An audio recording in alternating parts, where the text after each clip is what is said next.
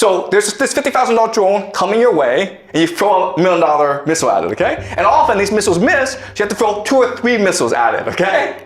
So you're spending $2 to $3 million on each $50,000 that the Iranians spend. That's kind of silly. Second thing you'll notice is that this thing is really big and really slow. And therefore, you can't really move it around. Esa contabilidad de $1 millón por misil no es teórica. En 2024, la Marina estadounidense disparó interceptores de 2 millones para derribar drones hutíes de 20.000 en el Mar Rojo. Esa matemática suicida infla el presupuesto del Pentágono a 895.000 millones anuales, un costo que tú terminas pagando con inflación y recortes a tu infraestructura local. A continuación, el profesor Yang te muestra el mapa exacto de por qué la doctrina militar más cara del planeta colapsa ante enjambres baratos, algo que ningún noticiero quiere admitir.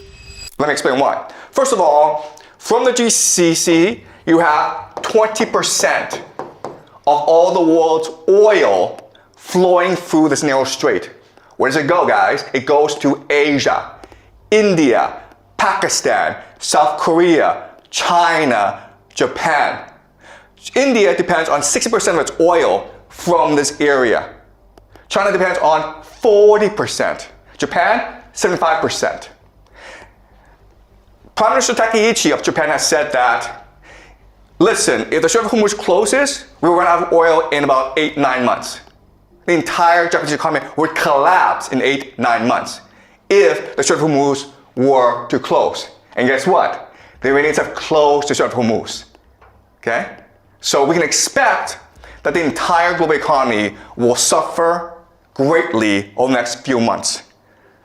All right, so that's point number 1. Point number 2 is, okay, so the GCC sends oil across the Strait of Hormuz, and what do they get back in return? Food, guys. All right, so people don't appreciate the GCC, but it is really the linchpin of the American empire. Because what is the American empire? The American empire is the petrodollar. All right? The idea of the petrodollar is this. The US dollar is worth nothing. It's only valuable if people want it. But the GCC says that if you want oil from us, you have to pay us in US dollars. Okay? Then that is the basis of the value of the US dollar. So, if the GCC collapses, the American economy and the American empire both collapse at the same. Ese colapso del petrodólar no ocurre en el vacío.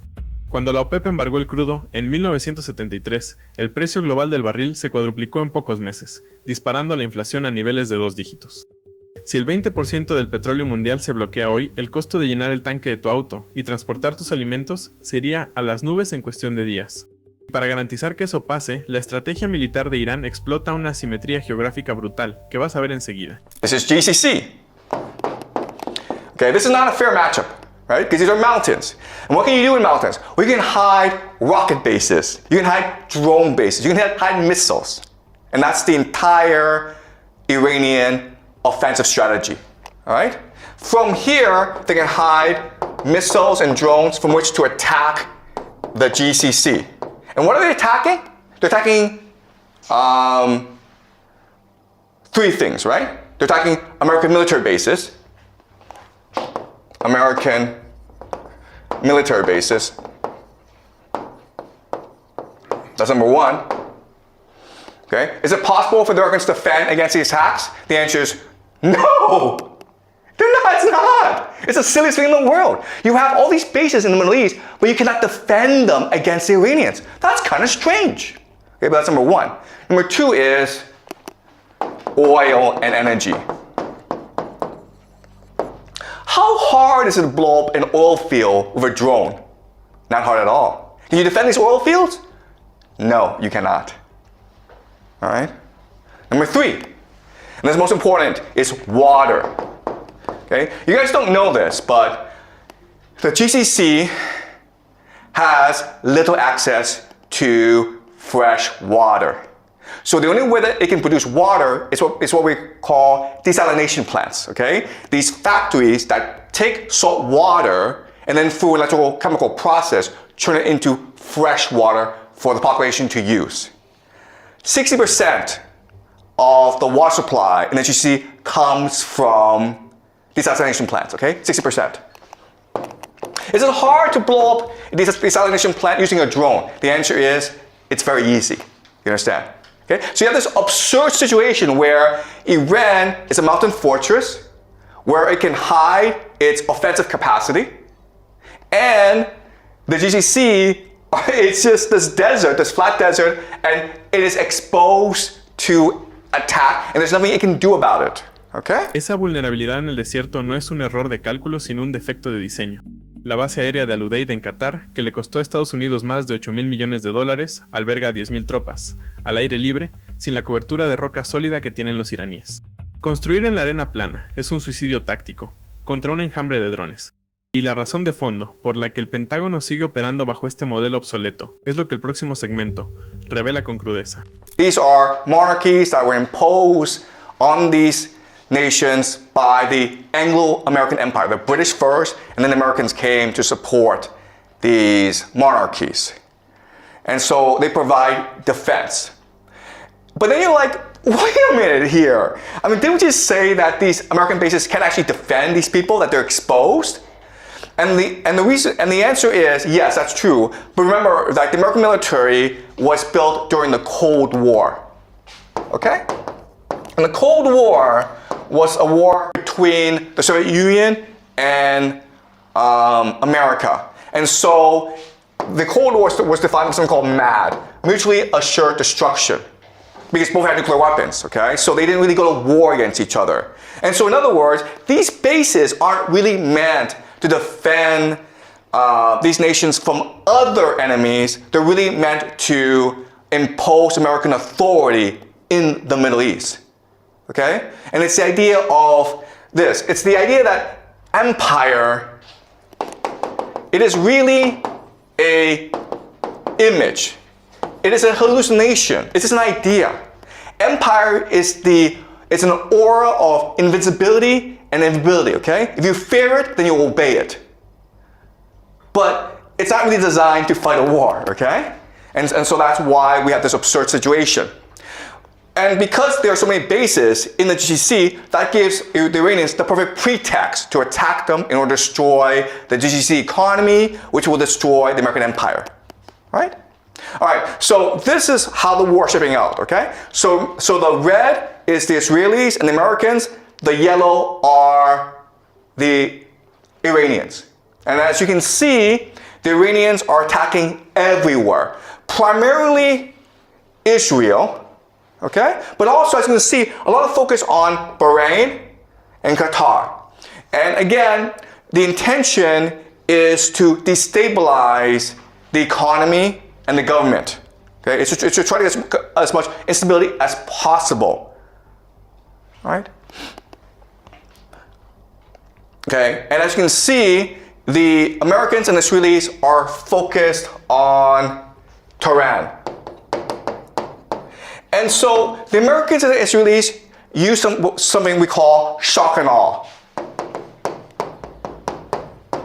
And the very idea of shock and awe is you decapitate the enemy. If you cut off the head, the body will fall down, okay? The problem, though, is, again, the Iranians see this as a religious war. And so the Iranians have announced total war. Okay? And so what this means is that right now, command and control in Iran is decentralized. There's no one person telling everyone what to do. Every region has its own orders, has its own strategy. And so if you knock out Tehran, everyone else keeps on going. So if you take off the head, it doesn't change anything. Okay? But unfortunately, the Israelis and Americans use this as a military doctrine. Military doctrine just means how you design your military for what purpose. And so even though the Americans seem like an invincible army, they are not equipped to fight a 21st century war against drones, against destabilization, against religious fanatics. Okay, they're just not. All right, but unfortunately, because of military doctrine, they're going to keep on attacking Tehran. Now, the great irony of all this is that the Iranians who would be most supportive of you, of regime change, are actually in the cities because they are educated, they're progressive. Esa doctrina de conmoción y pavor ya fracasó antes. En marzo de 2003, Estados Unidos lanzó 1.700 ataques aéreos sobre Irak, para decapitar al gobierno, creyendo que la fuerza bruta resolvería todo rápidamente. Pero la insurgencia descentralizada que siguió los arrastró a un pantano de 8 años. Tratar de asustar a una fuerza simétrica, con demostraciones de tamaño, no funciona. Y ahora, vas a escuchar las cifras exactas que demuestran cómo la tecnología barata acaba de anular por completo la ventaja del presupuesto militar más grande del mundo. This is what we call the Shahad drones. Each of these drones costs $50,000 at most, okay? At most. It can go as cheap as $35,000. But one of them is $50,000. As you can see, you can fit a lot of these drones to a truck that can go anywhere in Iran, and they can hide anywhere. All right? So the thing to understand is, first of all, these drones are cheap. They're easy to make. They make about 500 a day. Okay? And estimates are about there's 80,000 right now that the Iranians have. So they can go on for a long, long time. Okay? And one of these drones, again, can knock out a desalination plant. It can knock out an oil field. It can knock out a hotel. It can do a lot of damage. Okay? And it's easily transportable. You can hide it anywhere. You can use it from anywhere. Okay? And that's what the Iranians are using as an offensive weapon. And how do the Americans defend against this? They use something called a THAAD, right? Right, guys? This is what they use. THAAD. THAAD stands for Thermal High Altitude Air Defense. And they also have like Patriot systems. There's a lot, okay? The thing that you need to know about the system is it's really expensive. This missile, guys, costs $1 million. And if one of these things blow up, that's a lot of money, guys. Okay? Then you're like, what? But this makes no sense. You know the Iranians have drones. They've had drones for like 10 years. You've also seen drones used in the Russia-Ukraine war to devastating effect. Why don't the Americans know this? Esa falta de preparación no es un descuido, es el modelo de negocios del complejo industrial. Un reporte de la Oficina de Responsabilidad Gubernamental de 2023 documentó que los grandes programas de defensa estadounidenses arrastran 12 años de retraso promedio, porque están diseñados para contratos multimillonarios de largo plazo, no para agilidad táctica. Una megacorporación no puede justificar su enorme cabildeo, vendiendo enjambres de $20,000. Y la consecuencia final de esta enorme burocracia armada es lo que el profesor expone en los próximos segundos. Again, it has to do with military doctrine, because military doctrine determines how you fight a war, it determines on your bureaucracy, and it determines how you spend your resources, okay? And unfortunately, the Americans are used to fighting something called the Cold War. Right? And the Cold War, because you can actually fight the war, you can actually use kill each other because then people use nuclear weapons. The Cold War was about flexing. Flexing. Okay? You see how big and powerful I am? Me! Okay? That's all it was. These weapon systems are designed to scare the crap out of you. They are designed to impress you. And as a result, they cost a lot of money and they really don't do anything. Alright? So that's the entire American military. It costs a lot and it doesn't really do anything. And it's not resilient. It's not innovative. It's not open. All right? Also, the other thing I have to say this, okay, is if you look at the American military, it's corrupt. So this is really about corruption. So the Americans don't really care about winning a war. What they care about is spending as much money as possible because then they get a cut. Esa necesidad corporativa de proyectar poder, con sistemas hipercaros, factura derrotas contables. Estados Unidos gastó $2 billones en Afganistán, operando aviones caza de quinta generación y manteniendo logística global. Pero en agosto de 2021, terminaron evacuando en helicóptero, frente a una milicia en camionetas usadas. Esa misma desconexión financiera hoy opera en el Golfo Pérsico, pero esta vez el riesgo no se queda en Medio Oriente. Lo que viene a continuación conecta la caída de esas bases directamente con el colapso de las empresas más ricas de tu propio país. The GCC. Why? Because the GCC is the linchpin of the American empire. So what the GCC does is this. It sells oil, and then for US dollars. Where does it put US dollars? It puts US dollars into the American stock market. All right, so this is investments of the UAE, okay, Saudi Arabia, and Kuwait into the US financial markets. As you can see, from 2012 up to today, it's been exploding. All right? Because the US financial markets is one of the safest places where you can put your money. The intention is this. The intention is, hey, if I cut off oil and these countries no longer have access to US dollars, they're forced to spend whatever resources they have on protecting themselves, okay? And then guess what happens? The stock market collapses. The stock market collapses. The stock market is the real growth engine of the US economy. The entire US economy collapses with it. All right? There are about maybe 7 companies in America that accounts for about a quarter of stock market growth, okay? These 7 companies, of course, are AI companies. NVIDIA, Microsoft, Google, Apple, okay? These are the companies, and then these companies are heavily invested in by the GCC nations. So if these nations are no longer able to invest in the stock market, these companies will collapse in value. And with that, that would lead to economic depression in America. Okay, does that make sense?